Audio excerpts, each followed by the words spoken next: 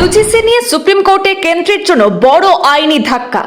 সমাজে বিভাজনের আশঙ্কা, বর্ণ বৈষম্য নিয়ে ইউজিসির নয়া বিধিতে সুপ্রিম স্থগিতাদেশ। তুমুল প্রতিবাদের মুখে পুনর্বিবেচনার নির্দেশ দিয়েছে দেশের শীর্ষ আদালত। আদালত অবিলম্বে হস্তক্ষেপ না করলে জটিল পরিস্থিতি তৈরি হতে পারে পর্যবেক্ষণে বলল সুপ্রিম কোর্ট।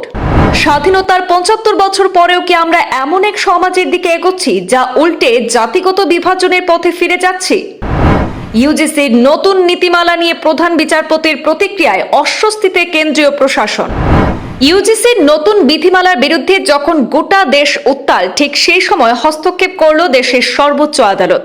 গতকাল বৃহস্পতিবার সুপ্রিম কোর্টের প্রধান বিচারপতি সূর্যকান্ত এবং বিচারপতি জয়মাল্য বাগচির বেঞ্চ জানিয়েছে, শিক্ষা প্রতিষ্ঠানে জাতিগত বৈষম্য রোধ করতে ইউজিসির আনা promotion of equity in higher education institution এই বিধিমালা আপাতত স্থগিত রাখা হবে।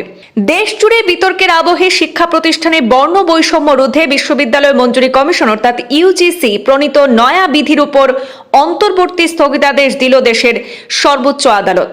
সুপ্রিম কোর্টের পর্যবেক্ষণ, আদালত অবিলম্বে হস্তক্ষেপ না করলে জটিল পরিস্থিতি তৈরি হতে পারে, পাশাপাশি আরও বিভাজন সৃষ্টি হতে পারে সমাজে, এই আশঙ্কাও প্রকাশ করেছে আদালত।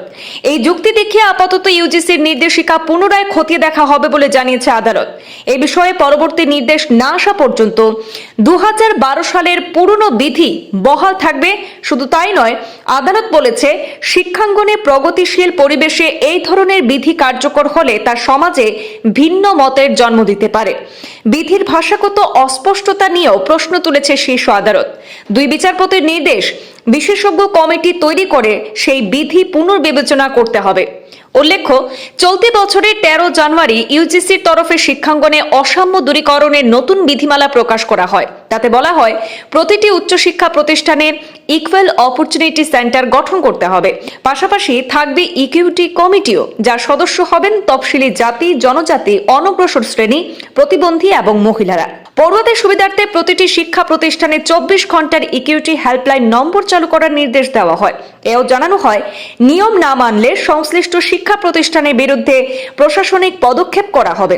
এমনকি ইউজিসির স্বীকৃত প্রতিষ্ঠানের তালিকা থেকেও বাদ দেওয়া হতে পারে সংশ্লিষ্ট প্রতিষ্ঠানকে। এই বিধি প্রকাশ হতে চাপানোতর শুরু হয় নানা মহলে। অসংরক্ষিত শ্রেণীভুক্ত পড়ুয়াদের মধ্যে তীব্র প্রতিক্রিয়া দেখা যায়। তাদের দাবি, এই বিধি পক্ষপাতদুষ্ট। এহেন বিধি কার্যকর হলে শিক্ষাঙ্গনের সুস্থ পরিবেশ প্রভাবিত হতে পারে বলেও দাবি করেন প্রতিবাদীরা। ব্যুরো রিপোর্ট, পূর্বাঞ্চল প্রতিদিন।